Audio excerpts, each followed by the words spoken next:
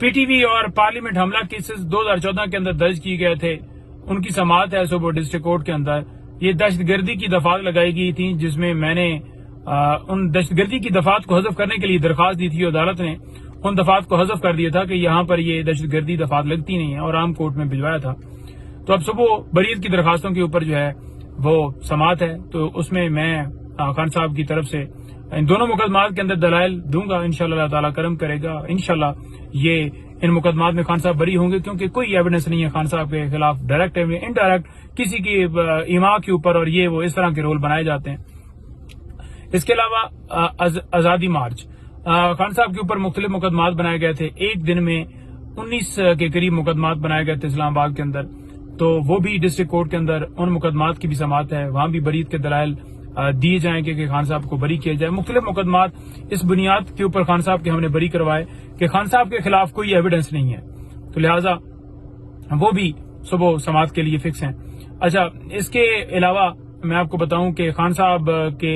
جو 12 مقدمات لاہور میں اینٹی ٹیررزم کورٹ کے اندر ان کی سماعت ہے، اس میں خان صاحب کو ویڈیو لنک کے ذریعے پیش کیا جائے گا۔ ویسے اگر خان صاحب کو ویڈیو لنک کے ذریعے پیش کرنا ہو کہ ان کی ضمانتیں ڈیسائیڈ کی جائیں تو نہیں کیا جاتا، عدالت بار بار حکم دیتی رہتی ہے خان صاحب کو پیش کریں، یہاں پر لائیں یا ویڈیو لنک کے ذریعے پیش کریں، تو کہا جاتا ہے کہ نیٹ نہیں ہے، لیکن ریمانڈ دینا تھا تو ویڈیو لنک کے ذریعے وہاں پر دے دیا گیا،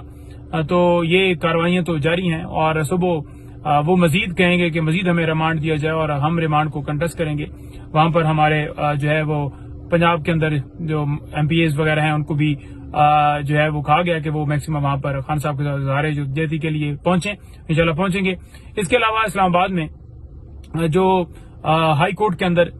پٹیشن دائر کی گئی تھی خان صاحب اور بی بی صاحبہ کی طرف سے، جس میں یہ استدعا کی گئی تھی کہ جو خان صاحب کی توشہ خانہ کیس کے اندر گرفتاری ڈلوائی گئی ہے، یہ گرفتاری جو ہے غیر قانونی ہے، کیونکہ خان صاحب اور بی بی صاحبہ نے توشہ خانہ کیس کے اندر ضمانتیں دائر کی ہوئی تھیں، جان بوجھ کر بیلز نہیں دی گئیں، جان بوجھ کر نوٹسز کیے گئے تھے، اور جان بوجھ کر اسلام آباد ہائی کورٹ میں عامر فاروق صاحب نے 5 دفعہ کیس لگانے کے بعد جو ہے کبھی لسٹ کینسل ہو رہی ہے، بینچ اویلیبل نہیں ہے، کبھی کوئی معاملہ کبھی کوئی بہانہ،